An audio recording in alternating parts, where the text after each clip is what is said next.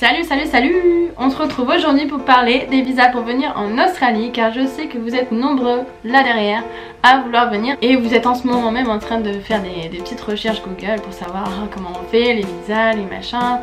Donc voilà, je vous en informe aujourd'hui un petit peu. Je connais pas tous les visas du monde, je me suis renseignée sur certains trucs que je connaissais pas et je vais vous mettre des liens en barre d'infos pour faciliter le truc. Donc voilà, pour ceux qui ne me connaissent pas et qui viennent juste d'arriver, je m'appelle Cécilia, j'ai 24 ans et j'habite à Sydney maintenant depuis quasi 2 ans. On va commencer avec le visa le plus facile pour ceux qui veulent juste venir en vacances 3 mois. C'est gratuit normalement, mais moi je l'ai fait une fois et j'ai payé je crois 20, je sais plus si c'était 20 $ ou 20 €, donc un truc comme ça, bon, ça va pas vous tuer.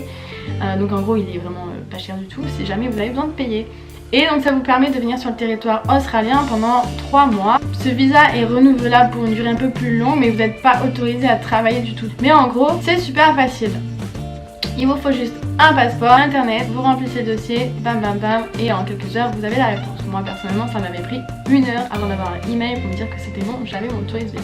Donc ensuite évidemment on va parler du fameux visa, le Working Holiday Visa, numéro 417 si je ne me trompe pas. Et il est utilisé par les 3/4 d'entre nous quand on vient en Australie pour rester 1 an ou 2, car il est renouvelable à condition de faire 98 jours de ferme. Et oui, les fameux jours de ferme qu'on aime tous. Voilà. Mais bon, à part ça, il vous donne de bonnes opportunités et vous pouvez voyager en Australie, travailler partout. Vous n'avez juste pas le droit de travailler plus de 6 mois pour le même employeur et vous avez besoin d'être entre 18 et 31 ans pour avoir ce visa. Quand vous avez ce visa, vous avez besoin de payer je crois 300 € pour l'avoir. Mais franchement c'est très raisonnable. Il y a un petit truc sympa, si vous arrivez à vos 31 ans, faites en sorte d'avoir le visa accepté avant vos 31 ans. Et même si vous arrivez quand vous êtes à 32 ans, c'est pas grave parce que vous l'avez eu quand vous avez 31 ans. Cela dit, je suis pas sûre que vous pouvez le renouveler, mais vous pouvez quand même venir à 32 ans en gros.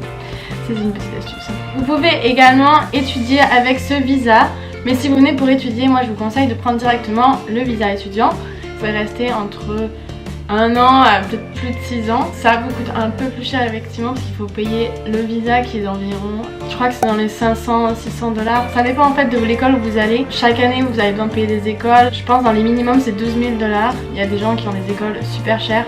Des fois les prix, je vous jure, ça me fait mal aux yeux. Mais on a plus d'argent ici quand on travaille, donc c'est faisable. Je vous jure que quand vous payez 12 000 $, c'est complètement faisable sur 1 an. Vous travaillez et vous payez votre école, vous pouvez rester ici. Par contre, si vous arrêtez de payer l'école et que vous n'allez plus à l'école, vous devez partir. Donc ça, c'est le seul inconvénient. Pour ceux qui voudraient rester plus longtemps pour travailler, vous avez maintenant un nouveau visa parce qu'on avait le fameux sponsorship, numéro 457 qui vient d'être supprimé. Ça reste un sponsorship.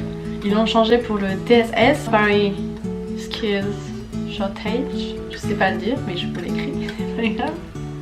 Mais c'est pas le genre de truc que je dis tous les jours. En plus je suis super malade. Le TSS, il y a 2 options. On a l'option 2 ans et l'option 4 ans. En gros c'est une entreprise qui vous veut pour travailler dans l'entreprise, donc ils vous sponsorisent. Ils ont besoin de payer tous les trucs pour vous. Vous avez un contrat pendant 2 ans qui vous permet de rester ici. C'est un visa qui est assez cher aussi à payer. L'entreprise vous paye une partie mais vous avez quand même besoin de payer. Tous les tests d'anglais à faire, les niveaux ont augmenté donc c'est plus difficile maintenant de les avoir. Enfin il y a tout un tas de trucs à savoir sur certains visas, mais c'est possible.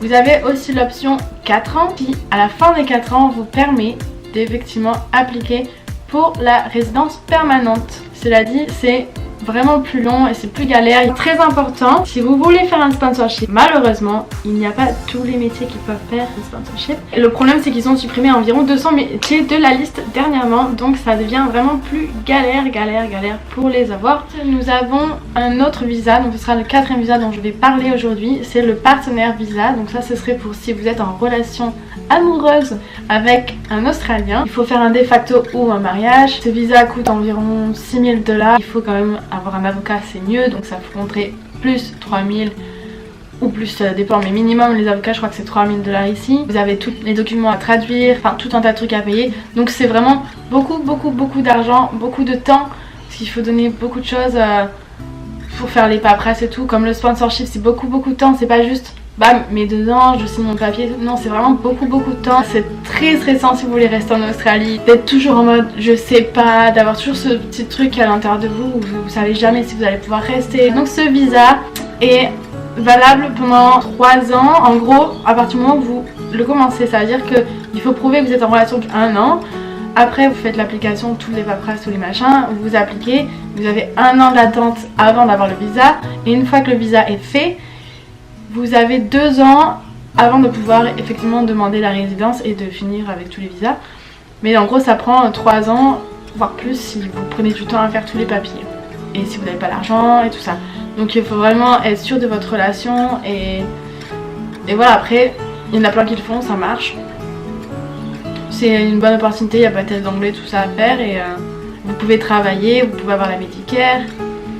Mais voilà, ça coûte beaucoup d'argent.